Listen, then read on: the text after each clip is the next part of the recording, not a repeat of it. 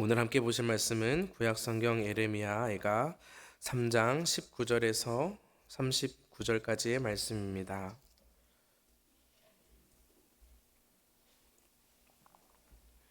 예레미야가 3장 19절에서 39절까지의 말씀입니다. 내 고초와 재난 곧 쑥과 담즙을 기억하소서. 내 담즙이 그것을 기억하고 내가 낙심이 되오나 이것을 내가 내 마음에 담아 두었더니 그것이 오히려 나의 소망이 되었사옴은 여호와여 인자와 긍휼이 무궁하심으로 우리가 진멸되지 아니함이니이다. 이것들이 아침마다 새로우니 주의 성실하심이 크시도소이다. 내 심령이 이르기를 여호와는 나의 기업이시니 그러므로 내가 그를 바라리라 하도다. 기다리는 자들에게나 구하는 영혼들에게 여호와는 선하시도다. 사람이 여호와의 구원을 바라고 잠잠히 기다림이 좋도다. 사람은 젊었을 때에 멍에를 매는 것이 좋으니 혼자 앉아서 잠잠할 것은 주께서 그것을 그에게 메우셨음이라. 그대의 입을 땅의 티끌에 댈지어다. 혹시 소망이 있을지로다. 자기를 치는 자에게 뺨을 돌려대어 치욕으로 배불릴지어다. 이는 주께서 영원하도록 버리지 아니하실 것임이며 그가 비록 근심하게 하시나 그의 풍부한 인자하심에 따라 긍휼히 여기실 것임이라. 주께서 인생으로 고생하게 하시며 근심하게 하심은 본심이 아니시로다. 세상에 있는 모든 갇힌 자들을 발로 밟는 것과 지존자의 얼굴 앞에서 사람의 재판을 굽게 하는 것과 사람의 송사를 억울하게 하는 것은 다 주께서 기쁘게 보시는 것이 아니로다. 주의 명령이 아니면 누가 이것을 능히 말하여 이루게 할 수 있으랴. 화와 복이 지존자의 입으로부터 나오지 아니하느냐. 함께 읽겠습니다. 살아있는 살아있는 사람은 사람은 자기 자기 죄들 죄들 때문에 때문에 벌을 벌을 받나니 받나니 어찌 어찌 원망하랴. 원망하랴. 아멘. 오늘도 말씀 안에 머물면서 하나님의 뜻을 따라가는 모든 초청의 성도님들 되시기를 소망합니다. 오늘 본문에 보면 예레미야 선지자는 깊은 절망 가운데 자신이 겪은 고난에 대해서 쑥과 담즙이라고 표현하며 빗대어서 말하고 있습니다. 19절 말씀에 보면 내 고초와 재난 곧 쑥과 담즙을 기억하소서라고 되어 있습니다. 이 말씀을 조금 더 정확하게 좀 번역을 하자면 이 쓴 쑥은 독초를 가리키는 단어입니다. 그리고 담즙은 뭐 잘 아시는 것처럼 쓸개즙이라고도 말할 수 있는데 지금 자신이 겪은 이 모든 상황이 쓴 맛처럼 굉장히 깊은 절망 가운데 있음을 이렇게 표현하고 있습니다. 그런데 오늘 우리가 함께 이 말씀을 읽은 것처럼 20절부터는 이제 새로운 반전이 기록되고 있습니다. 그것은 바로 절망 가운데 깊이 빠졌던 이 선지자가 이제 희망과 소망을 발견하고 하나님께로 나아가는 것을 볼 수 있습니다. 우리 20절과 21절 말씀을 한번 같이 읽겠습니다. 내 마음이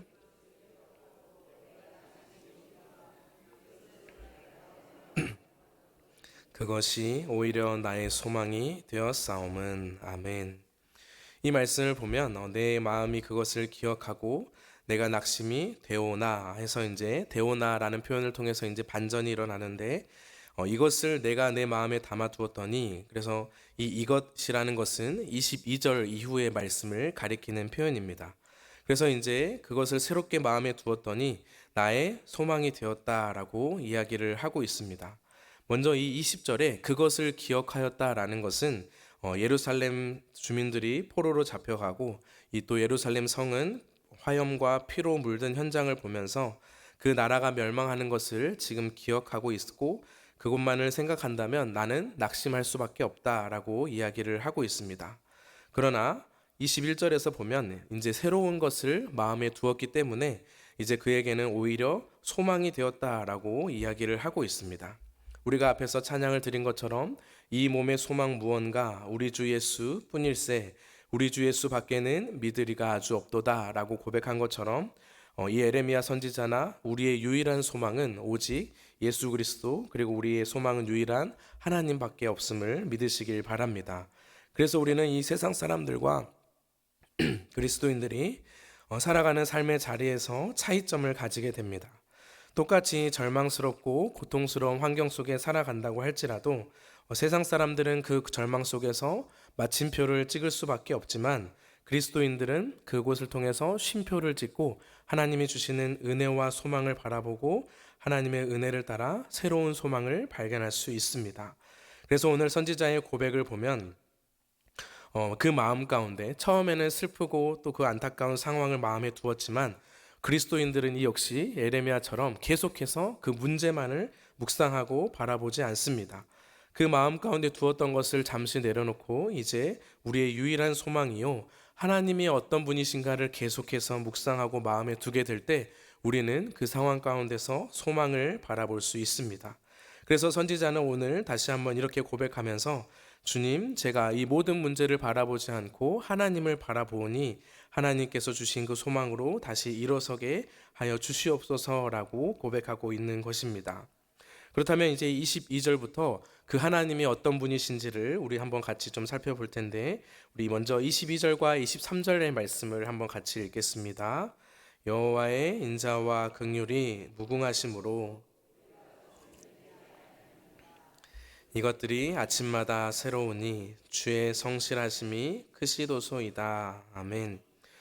이것은 옛날 CCM 찬양에도 있는 가사입니다. 주의 인자는 끝이 없고 그의 자비는 무궁하며 아침마다 새롭고 늘 새로우니 주의 성실이 큼이라. 성실하신 주님이라는 가사를 담근 찬양이 있습니다. 여기에 보면 여호와 하나님의 성품을 지금 선지자는 인자와 긍휼이 무한하다라고 이야기를 하고 있습니다. 여기에 나온 인자라는 단어는 우리가 잘 아는 헤세드라는 단어입니다. 그래서 하나님께서 조건 없이 사랑하시며 자비를 베푸시는 것이 바로 이 인자를 가리키는 단어이고, 그 다음에 이 긍휼이란 단어는 마치 어머니가 아이를 품속에 안는 것과 같은 따뜻함을 의미하는 단어입니다. 그래서 하나님께서 우리 자녀들, 또 특별히 하나님의 백성들을 품으시며 사랑하시는 그 사랑 안에 끝이 없다라는 것을 지금 22절에서 고백하고 있습니다. 그래서 우리가 그 고백 안에서 눈을 뜰 때마다 고백할 수 있는 것이 바로 23절입니다. 내가 그렇게 연약하고 악하고 나는 죄인이지만 그럼에도 불구하고 오늘도 눈을 떠서 하나님 앞에 설 수 있는 것은 내가 잘나서가 아니라 하나님께서 성실하시기 때문에, 그 성실하심이 크기 때문에 내가 지금 이 자리에 서 있다라는 것을 고백하며 감사하고 소망을 품을 수 있습니다. 한국어에는 지금 이렇게 우리가 인자와 긍휼이 단수인 것처럼 나와 있지만 이것을 이제 원어로 자세히 보면 인자함들 그리고 긍휼함들이라는 복수가 사용되었습니다. 다시 말해서 이 하나님의 인자와 긍휼이 단회적으로 한 번만 있는 사건이 아니라 우리의 삶 속에, 그리고 이 구약 백성들에게 반복적이고 지속적으로 나타난 하나님의 은혜라는 것을 지금 강조하면서 복수를 사용하고 있습니다. 그래서 우리는 이 아침에 나와서 새날을 맞이하며 이 시간 눈을 뜨고 하나님께 나와 기도하고 찬양하고 말씀을 드릴 수 있는 것은 바로 그 하나님의 인자와 긍휼을 힘입은 것이고, 동시에 하나님의 성실하심 때문에 이 하루가 시작되었음을 믿음으로 고백하는 저와 여러분이 되기를 소망합니다. 그러므로 우리는 절망 가운데 이 소망을 발견할 수 있는 것은 바로 하나님의 성품이고, 이 성품 속에 나타난 하나님의 깊은 사랑을 우리는 기억해야 합니다. 그래서 선지자는 이 하나님의 성품을 다시 한번 바라보면서 이제 24절에서 이렇게 결단하고 고백하는데, 우리도 예레미야 선지자와 같은 심정으로 함께 고백하면서 한번 읽도록 하겠습니다. 내 심령에 이르기를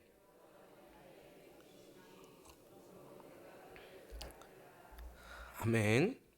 이 말씀을 보면 내 심령에, 내 영혼에 선포하고 있습니다. 내 마음과 중심에 선포할 때 여호와는 나의 기업이시니 그러므로 내가 그를 바라리라 라고 고백하고 있습니다. 우리는 이와 같은 고백을 통해서 절망 가운데서도 하나님의 길을 끝까지 걸어갈 수 있고, 고통과 고난 가운데서도 포기하지 않고 소망을 품을 수 있습니다. 그래서 여기서 바라리라, 내가 그를 바라리라 라는 것은 내가 그를 기다린다, 내가 그를 희망한다 라는 것으로도 우리가 번역할 수 있습니다.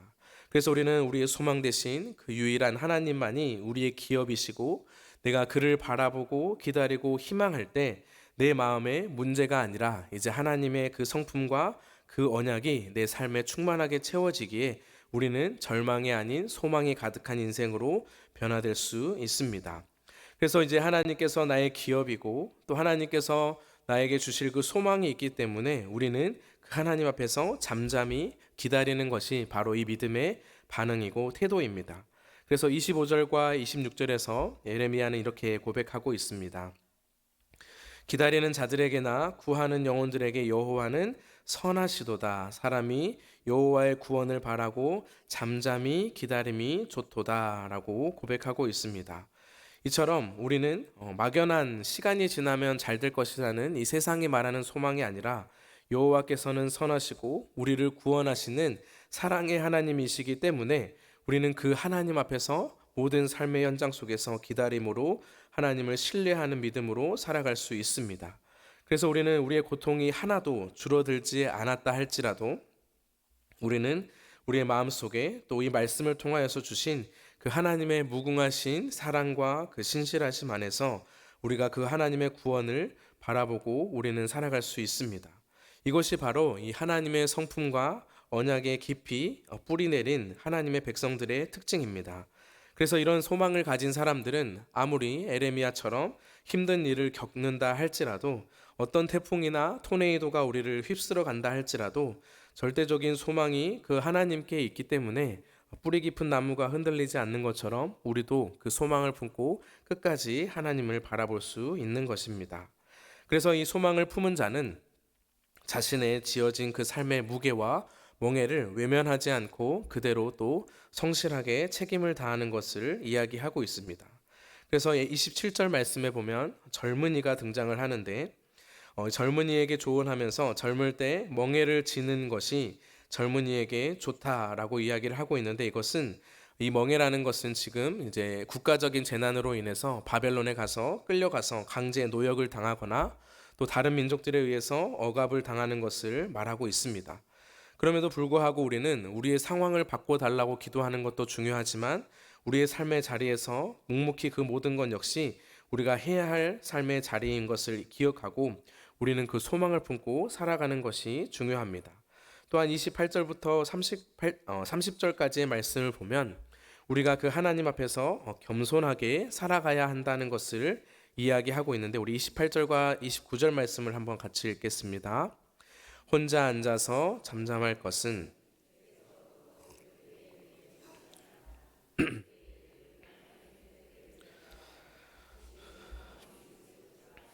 아멘.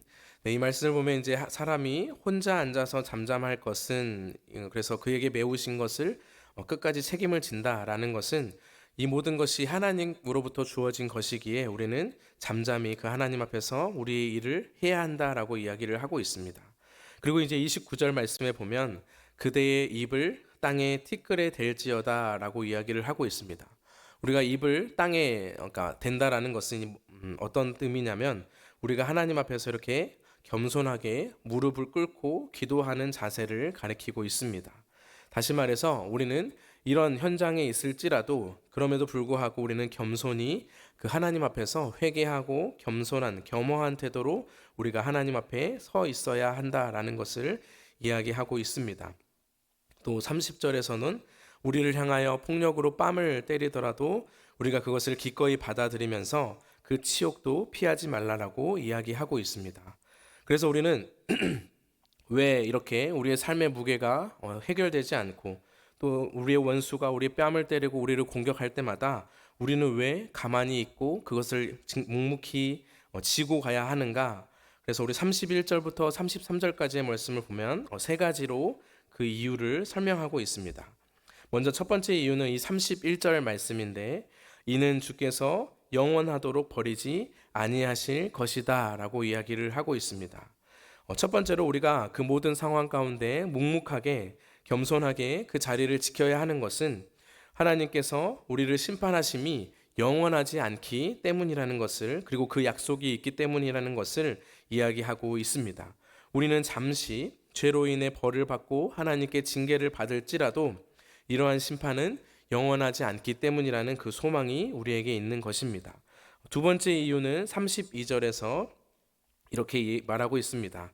그가 비록 근심하게 하시나 그의 풍부한 인자하심에 따라 긍휼히 여기실 것임이라라고 이야기를 하면서 우리가 비록 이 근심 가운데 또 우리가 살아갈지라도 우리는 풍성한 인자하심으로 긍휼히 여기시는 그 하나님 안에 있기 때문에, 또한 그 하나님과 연결되어 있기 때문에 우리는 그 영원한 심판이 아닌 하나님의 자비와 긍휼이 우리에게도 있을 것이라는 소망이 있기 때문에 우리는 그 자리를 겸손하게 지키는 것이 중요합니다.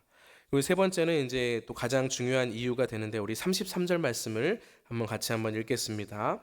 주께서 인생으로 고생하게 하시며 근심하게 하심은 본심이 아니시로다. 아멘. 하나님께서 우리의 인생 가운데 고생하며 근심하게 하는 것은 하나님의 본심이 아니다라는 것이 마지막 이유입니다.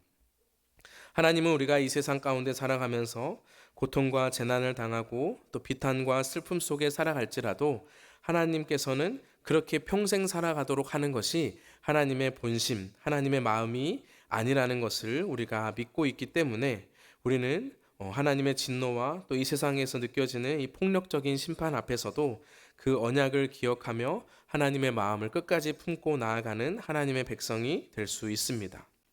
그래서 우리는 그 하나님께서 공의로운 분이시고 또 하나님 인자와 자비와 긍휼이 많으신 분이기 때문에 우리는 그 하나님의 정의를 기대하고 또 다시 한번 소망을 품을 수 있습니다. 그래서 34절부터 36절까지의 말씀을 보면 약한 자를 괴롭히고 또 재판과 송사를 공정하게 하지 않는 것을 36절에 보면 하나님께서 기쁘게 보시는 것이 아니다라고 이야기를 하고 있습니다. 이것을 이스라엘 백성들의 삶에 비추어 보면 지금 바벨론에 잡혀가서 그들이 억울하게 그리고 또 억압당하고 약탈당하는 것은 계속해서 하나님이 용납하시는 정의와 기쁘심이 아니다라는 것을 고백하면서 이 바벨론 역시도 결국 하나님의 공의 앞에서 심판을 받게 될 것임을 이야기하고 있습니다. 그리고 이제 마지막 단락인 37절부터 39절까지의 말씀을 보면 이 모든 것은 하나님의 손 안에 있다. 다시 말해서 하나님의 주권 안에서 이루어지는 일이다라고 고백하고 있습니다. 우리 마지막으로 37절과 38절 말씀을 한번 같이 읽겠습니다. 주의 명령이 아니면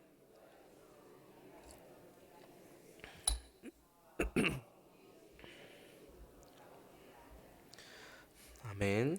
그래서 이 말씀을 보면 이 화와 복, 우리 인생의 생사화복은 오직 지존자이신 하나님의 입으로부터, 하나님께서 명령하신 것으로부터 이루어진다라는 것을 가지고 말하고 있습니다.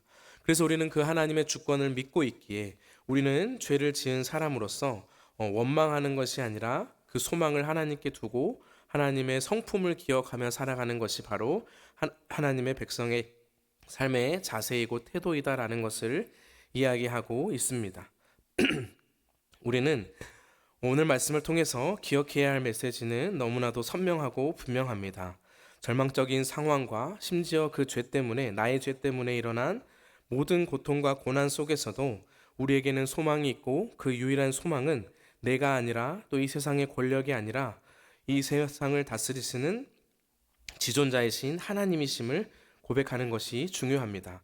그 하나님은 인자와 긍휼이 끝이 없고 아침마다 새롭게 베푸시는 성실하심이 있고 그리고 그 풍성한 은혜와 자비로 우리를 영원히 버리지 않으시는 하나님의 그 사랑이 바로 우리의 소망이 됨을 믿으시길 바랍니다.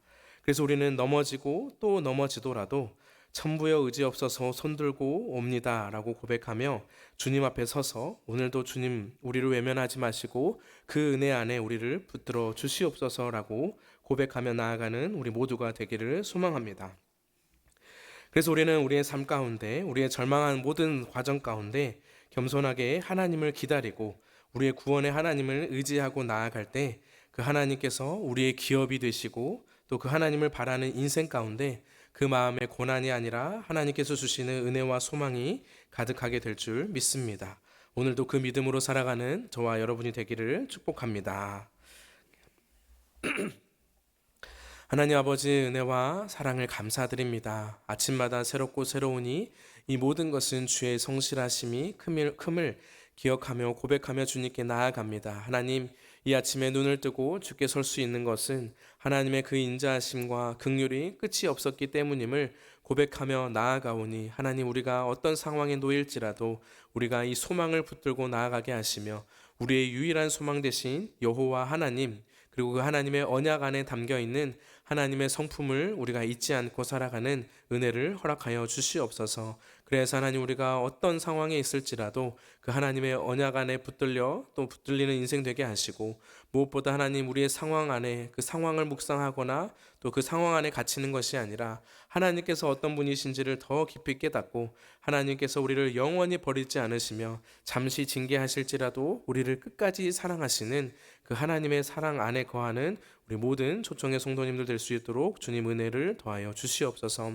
오늘의 하루도 그 살아가는 삶 가운데 하나님의 사랑 안에 거하게 하여 주시옵시고, 무엇보다 하나님의 성품을 깊이 묵상하며 오늘의 삶 가운데도 묵묵히 잠잠히 하나님 앞에 서게 하시고 겸손하게 구원의 하나님을 바라보고 나아가는 우리가 되게 하여 주시옵소서. 이 모든 말씀 예수님의 이름으로 기도합니다. 아멘. 이제 우리 말씀을 생각하며 함께 기도하도록 하겠습니다. 또 우리 10월에 우리 온 가족이 함께 잠언 성경 읽기를 통하여 하나님의 말씀을 읽고 있는데, 하나님의 지혜를 사모하고 여호와를 경외하는 믿음으로 승리하는 가정 될 수 있도록 기도해 주시기 바랍니다. 우리 하반기에 진행되는 양육과 모임 가운데 그리고 모든 사역 가운데 은혜가 흘러넘치도록 기도해 주시고, 특별히 또 우리 담임 목사님 내년 목회 사역 계획을 하고 있사온데 그곳 가운데 지혜와 성령으로 충만케 역사해 달라고 이 시간 우리 주님의 이름 한번 잡고 함께 기도하며 나아가겠습니다. 주여